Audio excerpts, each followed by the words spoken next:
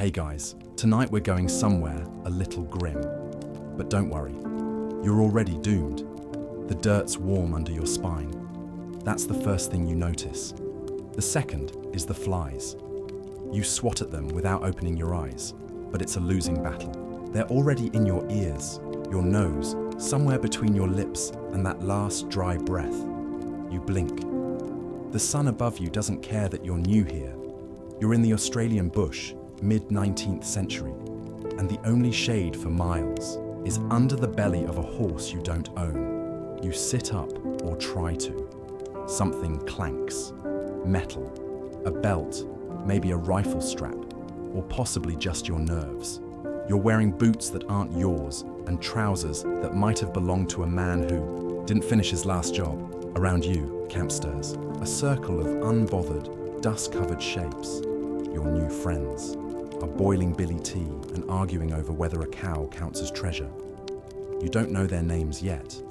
That's fine. Neither do they. So, before you get comfortable, take a moment to like the video and subscribe, but only if you genuinely enjoy what I do here, and comment where you're listening from and what time it is. Now, dim the lights, maybe turn on a fan for that soft background hum, and let's ease into tonight's journey together. There's no initiation, no grand ceremony. One day you're a nobody with blisters, and the next you're an outlaw. Just like that. They hand you a hat too big for your skull, and a nickname that makes less sense the more you think about it. Possum. You don't ask. Your first lesson comes fast. Walking hurts. Everything hurts. The path isn't a path. It's a suggestion made by people with stronger ankles than yours. Every tree has spikes. Every bush, a rumor. And your job? Follow orders. Mostly that means digging, hiding, or keeping watch. You're terrible at all three. They let you stay anyway. Someone hands you a crust of damper. It's like biting a rock made of smoke and salt. You chew because it's food, not because you want to. Someone else pours you tea with the flavor of regret and boiled twigs. It's hot. It burns. You say thanks. By nightfall, you're curled in a blanket that smells like wet sheep and bad choices. Stars spill across the sky. Too many, too bright. You try to find peace in the stillness, but something keeps rustling nearby. Probably a bandicoot, possibly something worse. You close your eyes and try to sleep. Meanwhile, your phone is dead, but so are your neighbors. Morning arrives, not with a sunrise, but with a boot in your ribs. Gentle, by bushranger standards. You groan, and the possum, your human namesake, grins through a mouthful of teeth in need of a better century. Up, mate, he mutters. We've got a priest to not shoot. You're still processing that sentence as you mount the world's most stubborn horse and set off along a trail that is 80% thorns and 20% anthills. The bush, as it turns out, is less a landscape and more a slow-burning punishment. Your gang rides in silence, swatting flies and occasionally belching in a show of camaraderie. You're not sure what you're looking for, but they say a coach will be passing near the old creek bend. A coach means money, or mail, or at least something edible. Then comes the rule book, unspoken but rigid. You don't rob children. You don't rob priests. And you never, ever hurt a drunk unless you want half the colony's convicts coming for your scalp. It's a sort of warped honor code, shaped less by ethics and more by inconvenience. Priests have connections. Drunks have friends. Everyone else, fair game. Historians still argue whether these codes were a genuine moral compass or just strategic branding.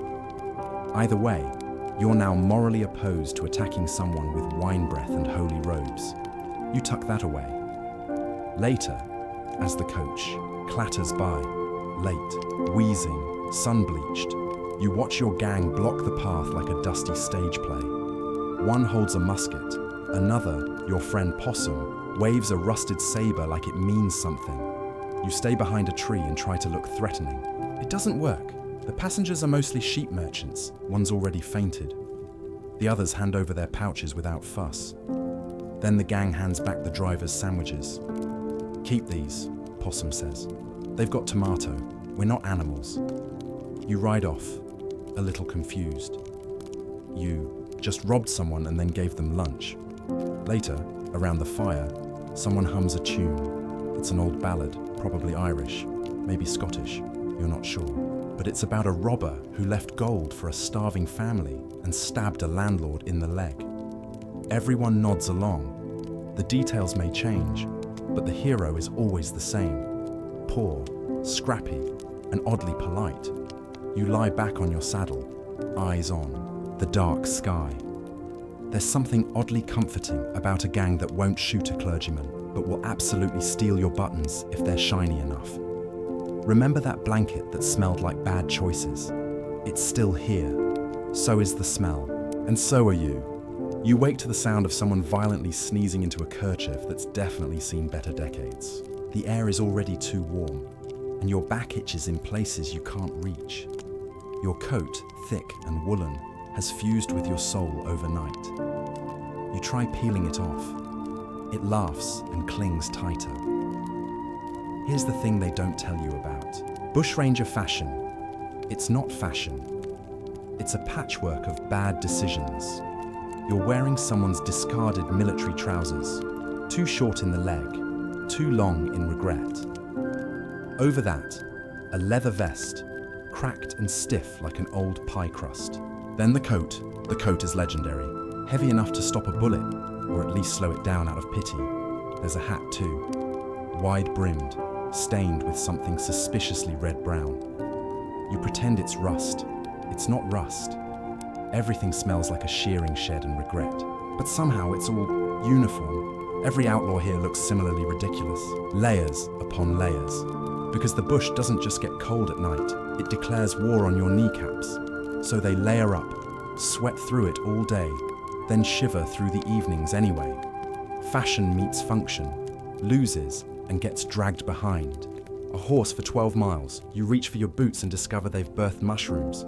Not metaphorically, real ones. You scrape them off and slide your swollen feet inside. They respond by cramping in protest. Meanwhile, Possum is showing off his new find, a scarf made from recycled saddlebag fabric. It's waterproof, he says proud. You suspect it's also flammable and haunted. Historians still argue whether bushrangers dressed for utility or simply scavenged whatever looked least full of spiders. Some say the layers were about protection, against bullets, briars, and bugs. Others think it was just the aesthetic of defiance. Dress like no one's watching, because if they are, they're probably arresting you. As the gang mounts up, you wobble into your saddle. Everything sticks, everything itches. The sun bakes you in your wool cocoon. A horsefly lands on your cheek and refuses to leave. You swat. It dodges. Remember that tomato sandwich? You'd give your last coin for it right now. But all you have is a lump of jerky that tastes like tree bark and betrayal. You sigh, adjust your coat, and accept that sweating in your sleep is your new normal. Welcome to the height of outlaw chic. By now, your armpits have become their own climate system, and your horse smells like it's plotting something. You ride in a loose line, the gang spread out across the trail like bored vultures. No one talks. Talking wastes moisture. Instead, they grunt, whistle, or just glare at the sun like it owes them money. Suddenly, the line halts. Possum raises a hand, either a signal or he's just stretching. Either way, everyone stops. You squint. Ahead lies a weathered inn tucked against a drooping eucalyptus tree, its walls sagging like it's just tired of standing. The gang approaches not to rob it, but to chat, and you're about to learn how information really travels out here. It's called the Bush Telegraph. Not wires, not messengers, just people. Specifically, nosy people with access to porridge and alcohol. Innkeepers, blacksmiths, wandering drovers. They know everything. Who passed through? Who's moving cattle? Who's bragging about gold they maybe shouldn't be bragging about? Possum dismounts, strolls in like a regular customer. The rest of you loiter out front, pretending not to eavesdrop. Inside, muffled voices, laughter. A chair scrapes. Someone says, "New South Wales Police," and everyone stiffens for a second, then relaxes. False alarm. Just a joke. Minutes later, Possum re-emerges, smug as a rooster. Mail coach coming by the ridge, he mutters. Loaded, maybe. Fellas, cousin heard it in Orange. That's the bush telegraph in action. Less reliable than the internet, but way more entertaining. Historians still argue whether this web of whispers helped bushrangers survive or just got them caught faster. You ride out now informed. It's strange, this whole system.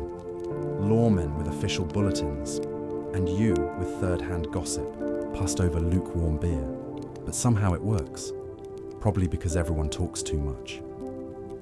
Later, as the gang rests beneath a cracked bottlebrush tree, you replay the exchange. The way Possum nodded like a businessman sealing a deal. The way the innkeeper winked, possibly conspiratorial, possibly a facial tic. Either way, your fate now hinges on someone else's second-hand rumor. Meanwhile, your phone is dead, but the Bush Telegraph has already tagged you in 4 stories and a scandal. Remember the coat that smelled like bad choices? It now also smells like stew. You fell asleep too close to the fire. You're hungry again, which feels impressive, considering how little you've eaten. Breakfast was half a biscuit, 2 sips of billy tea, and a bite of something Possum called bush bacon. You didn't ask questions. You just chewed and hoped it wasn't bandicoot. The gang settles near a creek for lunch. Lunch is generous. A pouch is opened. Inside, a lump of damper bread, dense enough to serve as both meal and blunt weapon. You crack it open. Steam does not rise. Instead, dust puffs out like it's sighing. Someone stirs a pot over a sputtering fire. It smells like smoke and desperation. "Rabbit stew," says one of the older bushrangers. You glance at the pot and see something vaguely meat-shaped, but alarmingly small. You suspect the rabbit was either malnourished or theoretical. You eat it anyway, because chewing is less painful than starving. The damper turns to paste in your mouth. You gulp billy tea to force it down. The tea's been boiled in the same tin pot for 3 years. It tastes like rust and bark, with a floral note of regret. Still, you nod politely. Manners matter, even in the bush. Historians still argue whether bushranger diets were creative survival or just aggressive denial. Some say they lived off the land with frontier brilliance. Others point to old journals that mention rat stew a few too many times.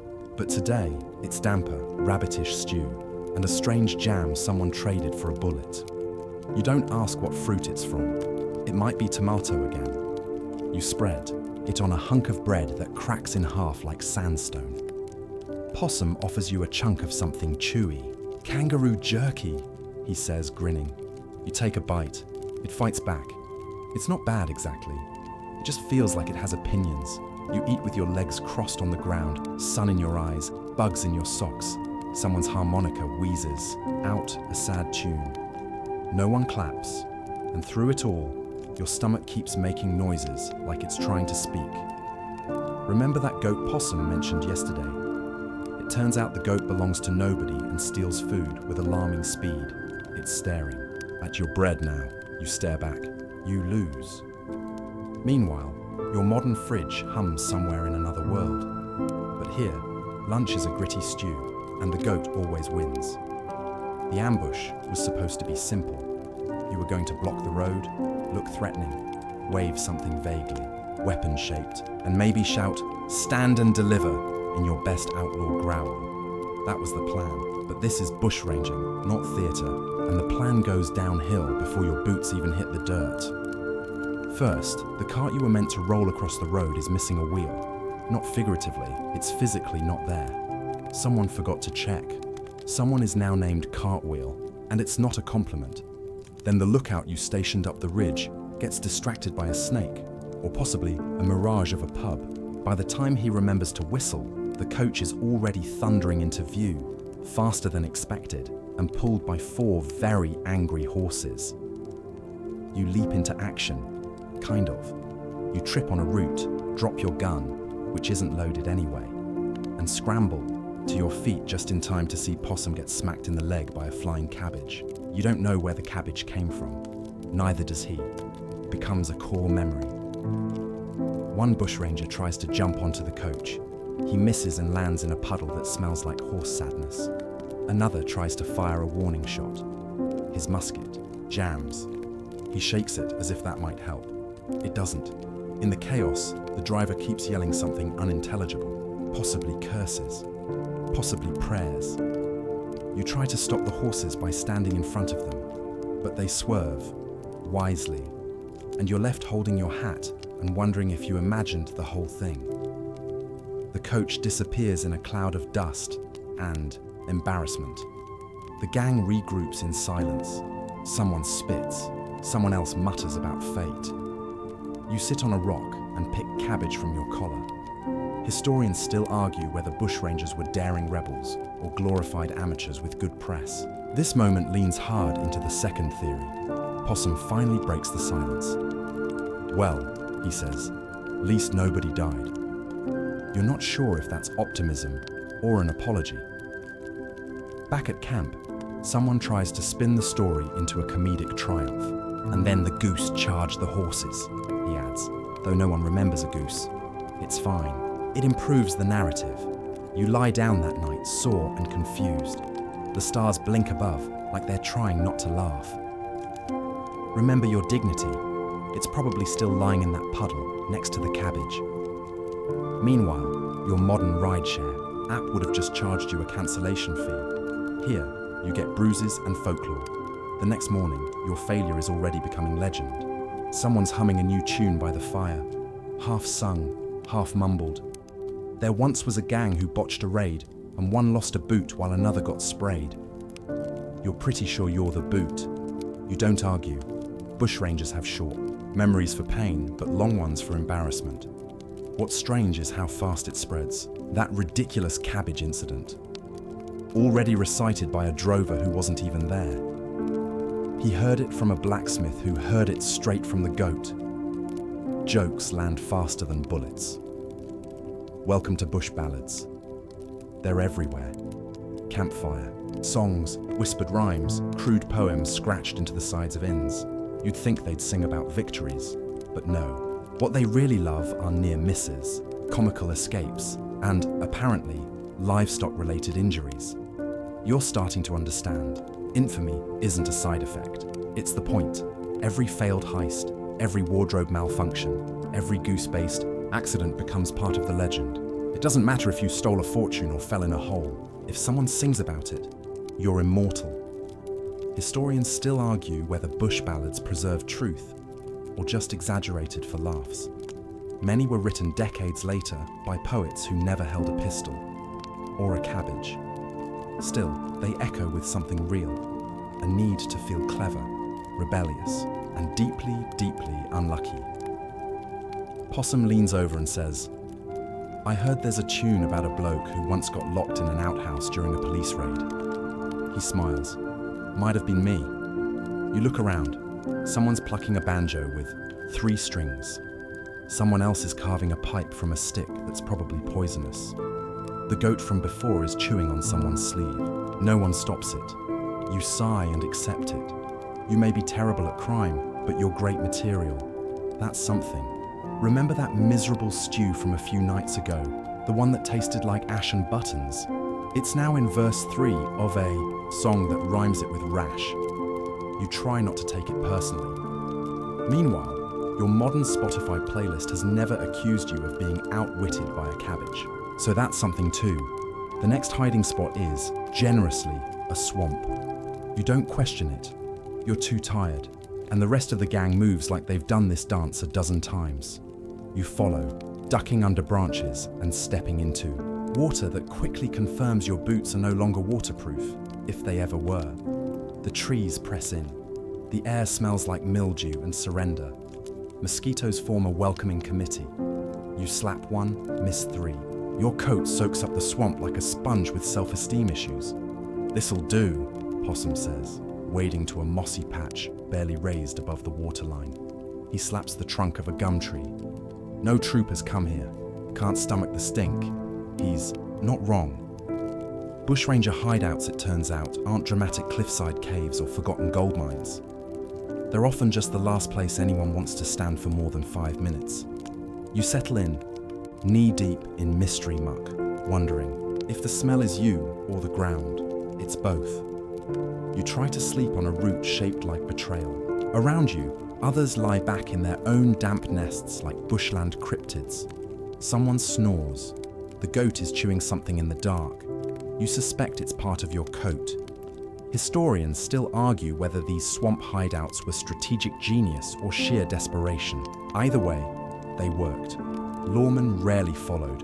Swamps didn't read maps, and neither did the people hiding in them. There's a weird piece to it, though. The bugs buzz. A frog croaks like it's judging you. The moon filters through leaves, painting the water in sleepy ripples. You exhale slowly and, for a moment, almost forget the misery in your socks. Then something squelches nearby, possibly a lizard, possibly a ghost. You don't check. You wrap your coat tighter around you. It's cold somehow. Wet cold. The kind that finds your bones and knocks politely before letting itself in. Remember the mushrooms in your boots? They're back, but now they've invited friends. Meanwhile, your modern mattress is dry, soft, and will never accuse you of smelling like rotting eucalyptus. Tonight, you miss it more than usual. You awaken soaked, sore, and significantly less optimistic. Your elbow is lodged in tree bark, your knee in someone else's boot, and your dreams were narrated entirely by mosquitoes. You sit up to find Possum polishing what looks like a gun, but behaves more like a museum exhibit. Rusted, bent, and making a sound like arthritis. Best one I've got, he says. Shoots left, but only when the wind's right. You're not reassured. Arms are important out here, not just for defense or heists, but as personality statements. One bushranger carries a blunderbuss so wide it could launch potatoes. Another prefers a pistol with a carved handle, featuring what may be a walrus. You, meanwhile, have been gifted a musket so heavy it doubles as a walking stick. You're not even sure it works. You shake it. Something rattles. But firepower is only part of the bushranger toolkit. Superstition rounds out the loadout. Around necks, you see teeth. Sometimes animal, sometimes suspiciously human. Possum shows off a pendant made from snake bone. Keeps away bad shots, he claims, despite the bullet scar on his thigh. You're handed a pouch of what looks like crushed bark. For luck, says a wiry man known only as Frog. Sprinkle it before a job, or after, depends. Historians still argue whether these bush superstitions stemmed from Aboriginal lore, convict folklore, or sheer boredom, likely all three. Charms, talismans, lucky socks, anything to beat odds that were never great to begin with. Later, a wager breaks out.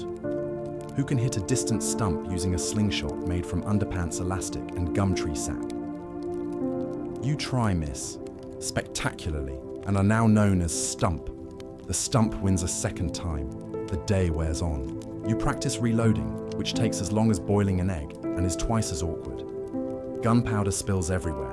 At one point, you accidentally pack dirt instead of a bullet. The musket sneezes and gives up. Remember the goat? It's still here. It's chewing your lucky pouch now. You let it. Meanwhile, your modern safety app never asks if you've cleansed your rifle with eucalyptus ash, but in this timeline, your only protection is superstition and a weapon that sighs when you aim it. Today's agenda: don't get caught. That's always the goal, of course, but this time it's extra pressing. Word is, a patrol's nearby. 3 constables, maybe 4, with itchy fingers and boots far too clean for bush travel. The gang doesn't panic. They prepare. Escape is a kind of dance, not a graceful one, more like a poorly rehearsed folk jig involving trapdoors, brambles, and animal impressions. You're led to a hideout nobody marked on a map because nobody here owns a map.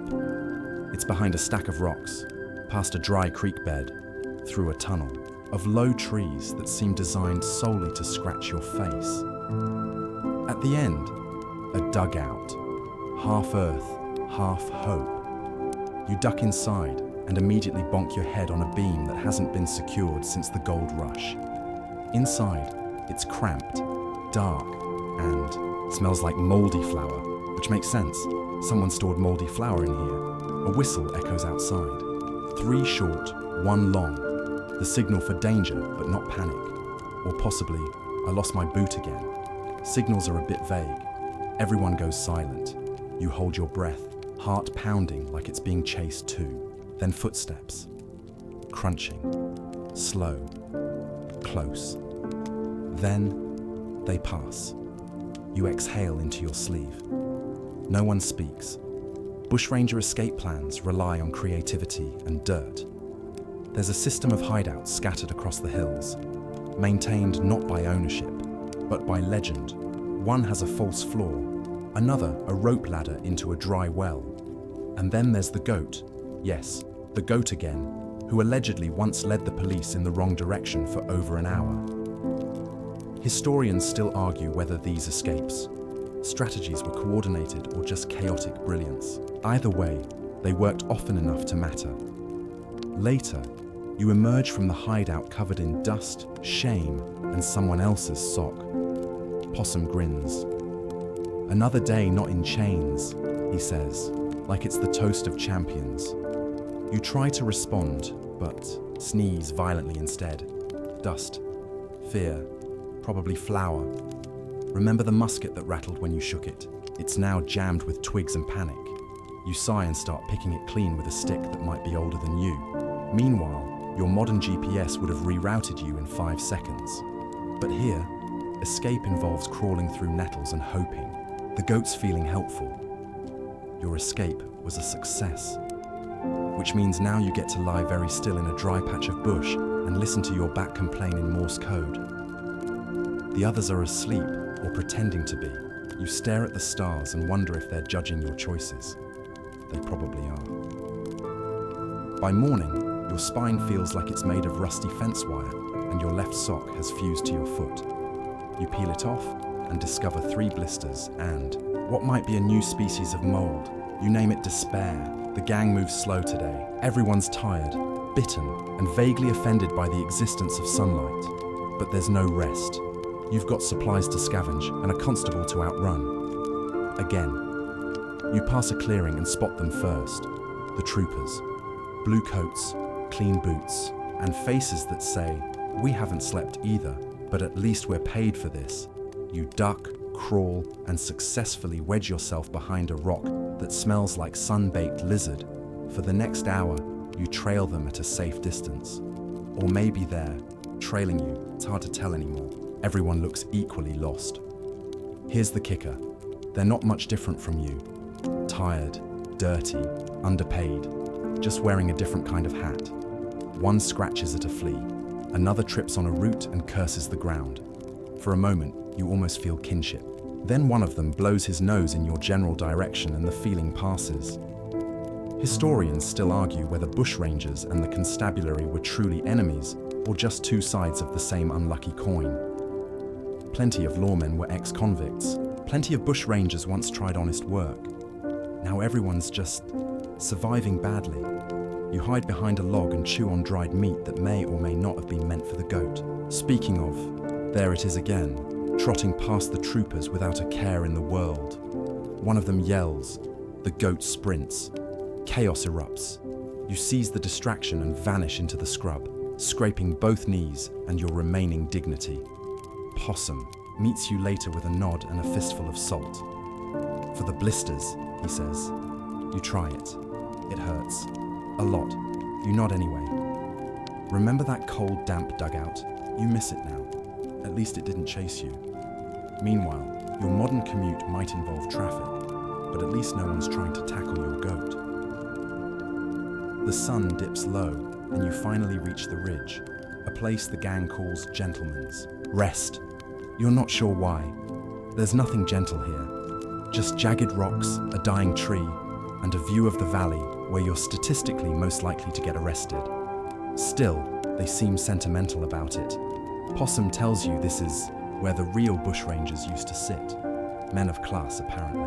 The kind who tip their hats after robbing you. The kind who sent apology notes after taking your boots. The kind who, according to Possum, once gave a widow £10 and a roast duck because it was Sunday. It's a myth, of course. The gentleman. Bushranger is one of those stories everyone wants to believe, that outlaws were somehow noble, polite, morally allergic to cruelty. You listen to the tales as the fire crackles, your hands warming against a tin mug of tea that tastes faintly of smoke and whatever you dropped in it earlier. Someone tells a story of a bushranger who once returned a stolen pocket watch because it had a photo of the man's baby inside. Another recalls a bandit who robbed a bar, then paid the fiddler double to keep the party going. It all sounds convenient.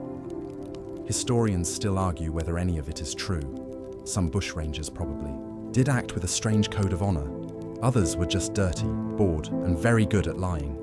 But the stories endure, and you're starting to realize they're more about comfort than fact. You take another sip and nearly choke on an unidentifiable leaf. The conversation shifts. Someone jokes that you might be a gentleman bushranger, based on how little blood you've managed to spill and how many times you've apologized for sneezing too loud. You smile, then sneeze. Apologies follow. The stars come out, and the goat curls beside you like a dog with boundary issues.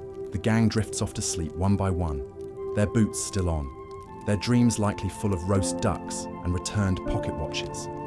You lie back, coat bundled under your head, and wonder if future songs will make you seem more charming than you are. Remember that harmonica tune from earlier?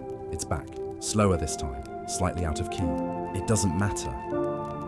Meanwhile, your modern neighbors may not be polite, but at least they don't threaten you with folklore. You're not sure how the jailbreak plan started.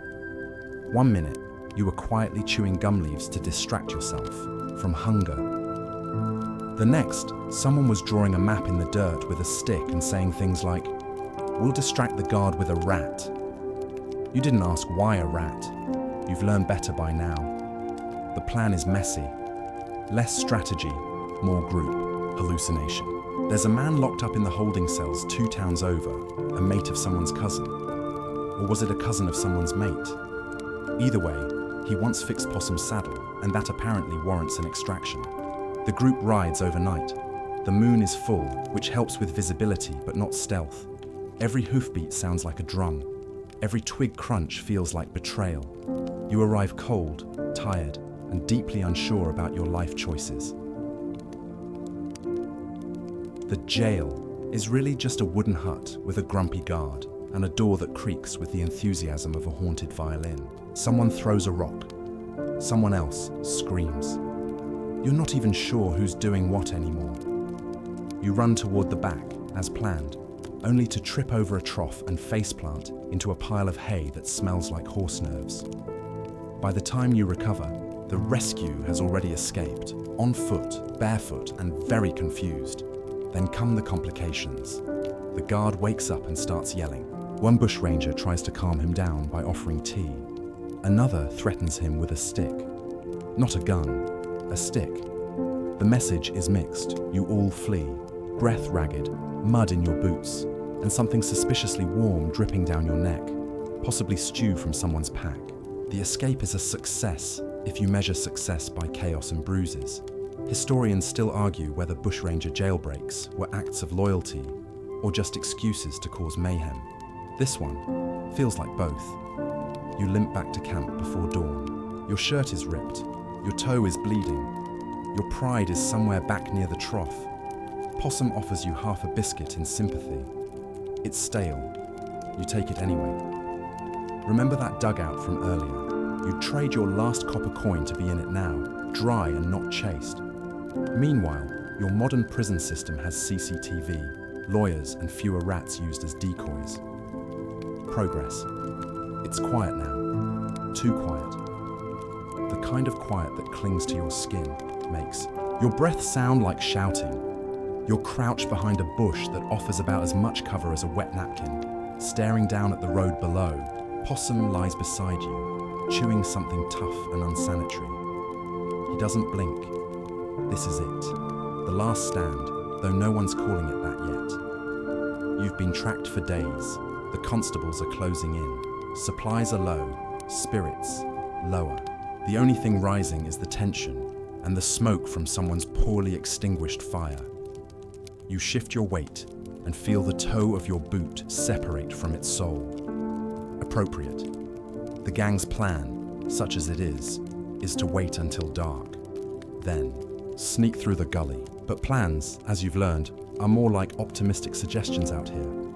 What actually happens is someone sneezes, loudly, dramatically, and with such commitment that it echoes, shouts, footsteps, the crack of a branch. Suddenly, you're running, limping really, through brush that punches back. Twigs slap your face, burrs cling to your legs like desperate fans. Behind you, yells. Ahead, rocks. Everywhere, doubt. You trip, of course. It was inevitable.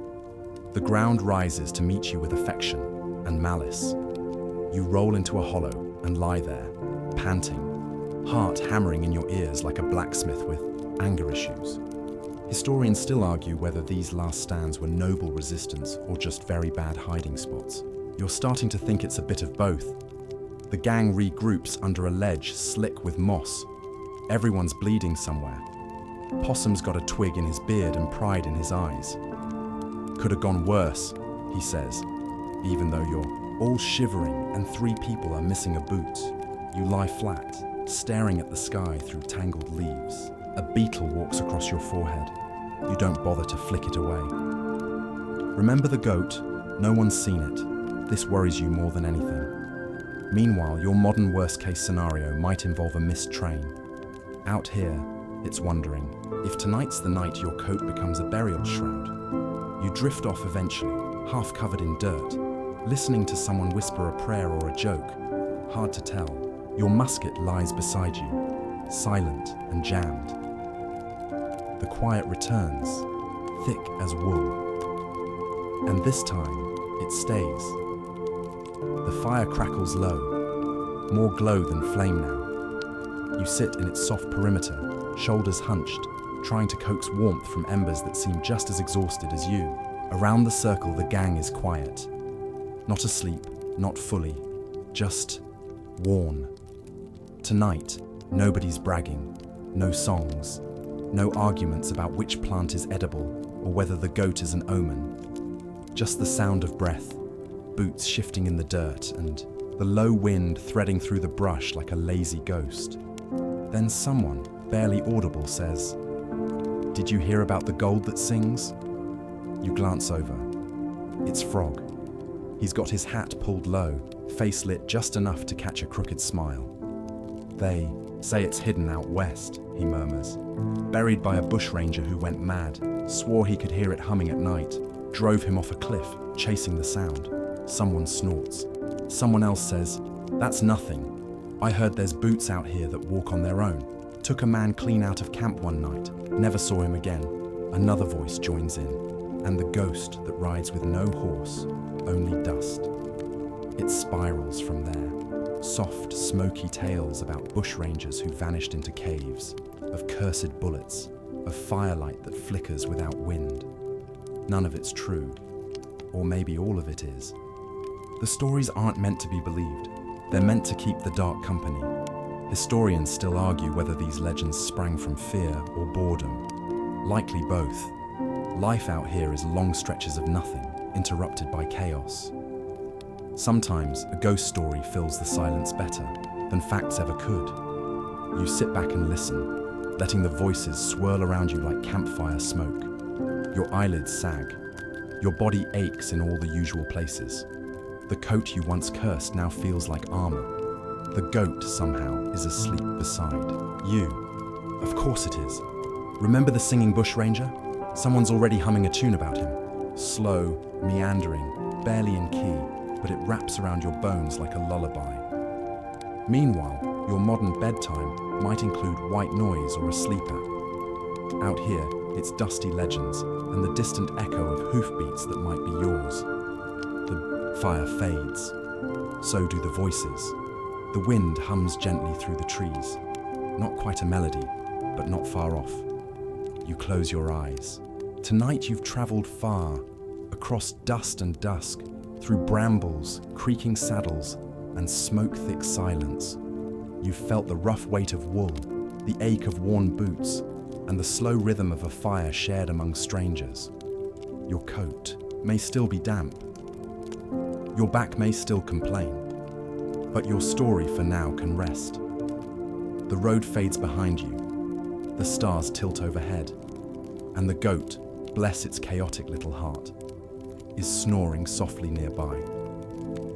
Let it all soften now. The gunpowder, the cabbage, the long miles between each unlucky miracle. It's okay to let go of the blisters, the blunders, and the ballads. You've made it through dust, superstition, and tea, thick enough to stand a spoon in. You've been sung about, sneezed on, and mildly threatened by livestock. Now, your only job is to drift. Let the last stories blur into sleep. Let the wind carry them. Let the bush hold what's left. And as the fire dims, let gratitude rise for the mattress that waits, the clean water that flows, the quiet room that doesn't smell like old stew. You are home now. The gold is still out there maybe, but for tonight, so are you.